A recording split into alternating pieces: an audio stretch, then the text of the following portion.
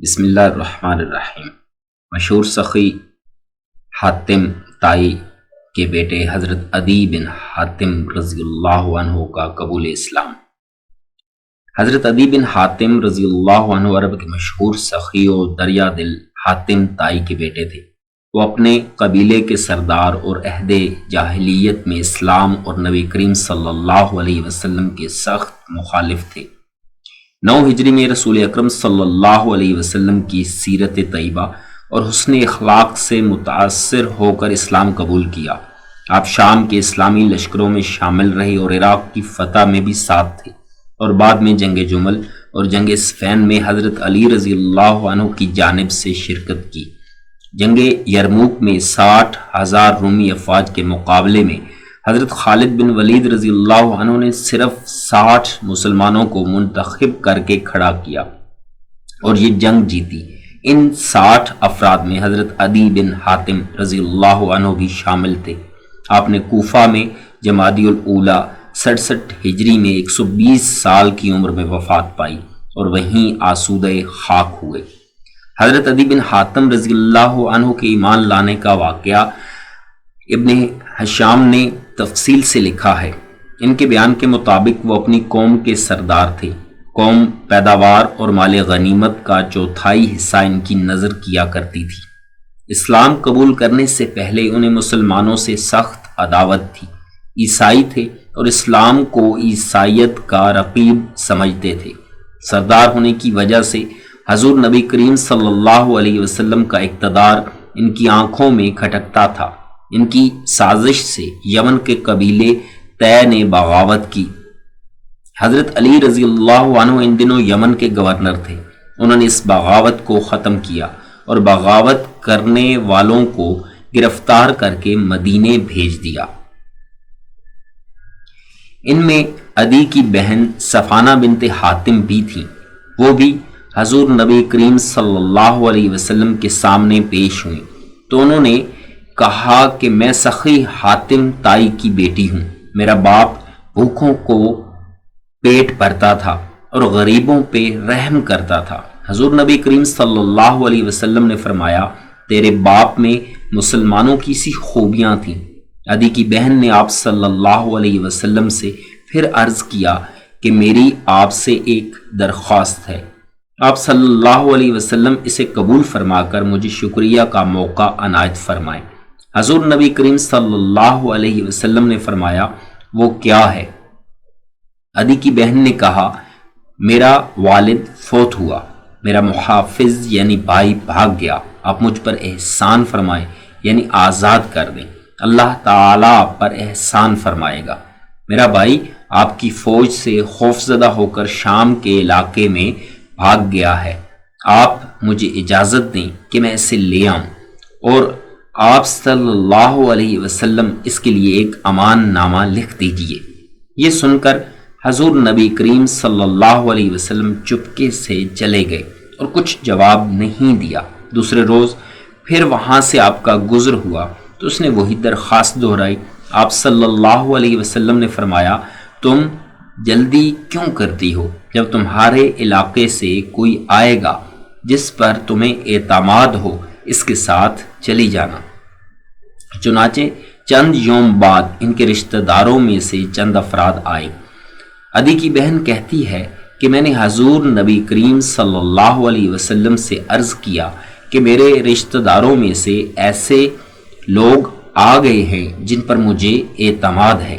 یہ سن کر آپ صلی اللہ علیہ وسلم نے میرے لیے کپڑے کے جوڑے بھیج دیے اور زادے راہ اور سواری مہیا فرمائی۔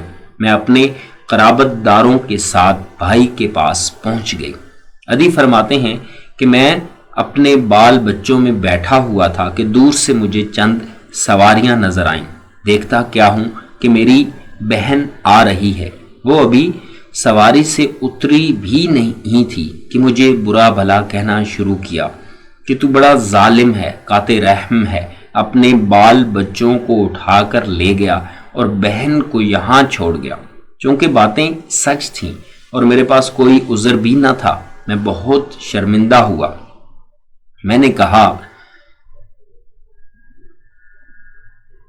مجھے معاف کر دے۔ پھر میں نے اپنی بہن سے رسول اللہ صلی اللہ علیہ وسلم کے متعلق استفسار کیا۔ انہوں نے کہا کہ میرا تو خیال ہے کہ تم جلدی ان کی خدمت میں حاضر ہو جاؤ گے۔ اگر وہ نبی ہیں تو تمہیں جلدی سبقت کرنی چاہیے، اور اگر وہ بادشاہ ہیں تو تمہاری عزت میں کوئی فرق نہیں آئے گا۔ عدی کہتے ہیں کہ میں نے کہا ٹھیک ہے، اور میں ان کے ساتھ سوار ہو کر مدینے پہنچ کر مسجد نبوی میں داخل ہوا۔ آپ صلی اللہ علیہ وسلم مسجد نبوی میں تشریف فرما تھے۔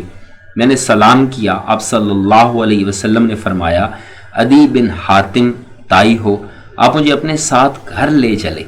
راہ میں ایک بڑھیا نے آپ صلی اللہ علیہ وسلم سے باتیں شروع کی۔ آپ صلی اللہ علیہ وسلم وہیں کھڑے رہے جب تک بڑھیا کی داستان ختم نہ ہوئی۔ میں نے سوچا کہ بادشاہ اس طرح ضعیف بڑھیا عورتوں کے روکنے سے نہیں رکا کرتے۔ محمد صلی اللہ علیہ وسلم بادشاہ نہیں ہیں۔ گھر میں داخل ہوئے۔ جس گدے پر آپ صلی اللہ علیہ وسلم بیٹھا کرتے تھے اسے میری طرف سرکا دیا۔ گدا ایک ہی تھا۔ میں نے عرض کیا، نہیں آپ صلی اللہ علیہ وسلم اس پر بیٹھیے۔ فرمایا، نہیں آپ بیٹھے۔ چنانچہ میں اس پر بیٹھ گیا اور رسول اللہ صلی اللہ علیہ وسلم زمین پر بیٹھ گئے۔ اب مجھے یقین ہو گیا کہ آپ بادشاہ ہرگز نہیں ہیں۔ بیٹھتے ہی فرمایا کہ عدی، تم اپنی قوم سے پیداوار اور مال غنیمت لیتے ہو؟ میں نے کہا جی ہاں۔ حضور صلی اللہ علیہ وسلم نے فرمایا کہ یہ تمہارے دین کے تو خلاف ہے۔ عدی نے کہا بے شک۔ اب میں نے دل میں سوچا کہ ہو نہ ہو یہ نبی ہیں۔ پھر آپ صلی اللہ علیہ وسلم نے فرمایا، اے عدی، تمہیں یہ امر مانے ہوا کہ مسلمان نہایت مفلس اور غریب ہے۔ عدی، وہ وقت آنے والا ہے کہ مسلمانوں کے پاس اتنا مال آئے گا کہ کوئی زکوٰۃ لینے والا نہیں ملے گا۔ اے عدی، شاید تمہیں یہ چیز مانے ہے کہ مسلمانوں کے مقابلے میں بڑی بڑی زبردست سلطنتیں ہیں، دشمنوں کے پاس بے شمار فوجیں، اور وہ ہر طرح کے ہتھیاروں سے مسلح ہیں۔ عدی، وہ وقت آنے والا ہے کہ مسلمانوں کی سلطنت اتنی وسیع ہو جائے گی اور ایسا زبردست انتظام ہوگا کہ ایک عورت تن تنہا قادسیہ سے چلے گی اور خوفناک جنگلوں کو طے کرتی ہوئی مدینہ میں داخل ہو جائے گی۔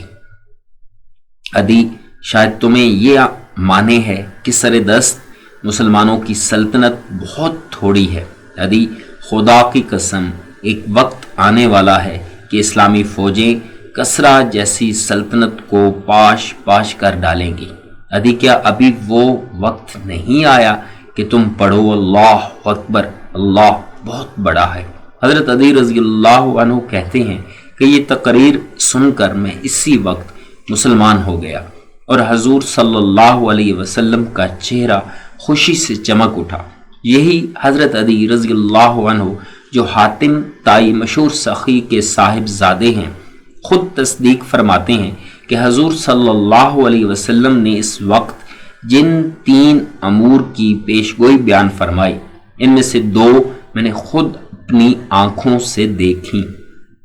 میرے سامنے کسرا کی زبردست سلطنت پاش پاش ہو گئی۔ میری آنکھوں کے سامنے قادسیہ سے ایک عورت تن تنہا خطرناک جنگلوں کو طے کرتی ہوئی صحیح و سلامت مدینہ طیبہ پہنچ گئی۔ مجھے یقین ہے کہ تیسری بات بھی پوری ہوگی۔ چنانچہ یہ تیسرا امر غیبی حضرت عمر بن عبدالعزیز رحمۃ اللہ تعالی علیہ کے دور خلافت میں پورا ہوا کہ لوگوں کو زکوٰۃ لینے والا نہیں ملتا تھا۔ حضرت عدی رضی اللہ عنہ بن حاتم کہتے ہیں کہ انہوں نے حضور صلی اللہ علیہ وسلم کی 2 پیش گوئیاں پوری ہوتی اپنی آنکھوں سے دیکھیں اور تیسری ان کے وصال کے بعد پوری ہو گئی۔ حضرت عدی رضی اللہ عنہ فتنہ ارتداد کے زمانے میں ثابت قدم رہے اور اپنے قبیلے کو بھی اس فتنے سے روکے رکھا۔ حضرت عدی رضی اللہ عنہ نے طویل عمر پائی۔ آپ اکثر فرمایا کرتے تھے کہ 2 نشانیاں تو پوری ہو چکی ہیں، تیسری ابھی باقی ہے، خدا کی قسم وہ بھی پوری ہو کر رہے گی۔ میں نے بچشم خود دیکھا کہ ایک عورت تنہا اپنی سواری پر قادسیہ سے چلی اور بلا خوف و خطر سفر کرتی ہوئی مدینہ طیبہ تک پہنچ گئی، اور میں اس لشکر میں بذات خود موجود تھا جس نے کسریٰ کے خزانوں کو اپنے قبضے میں لیا، اور حلفاً کہتا ہوں کہ تیسری نشانی بھی یقیناً پوری ہو کر رہے گی۔ اللہ سبحانہ و تعالی نے اپنے پیارے نبی صلی اللہ علیہ وسلم کی پیش گوئیوں کو سچا کر دکھایا، اور تیسری نشانی حضرت عمر بن عبدالعزیز رحمۃ اللہ علیہ کے دور خلافت میں پوری ہوئی۔ مسلمانوں کے پاس مال و دولت کی اس قدر فراوانی ہو گئی تھی کہ زکوٰۃ لینے والا کوئی محتاج و مفلس نہیں ملتا تھا۔ اللہ تبارک و تعالی کروڑوں رحمتیں نازل فرمائے حضرت عدی بن حاتم پر، اور ہمیں آپ کی سیرت طیبہ اور صحابہ اکرام رضوان اللہ تعالی علیہم اجمعین کے نقش قدم پر چلنے کی توفیق عطا فرمائے۔ آمین یا رب العالمین۔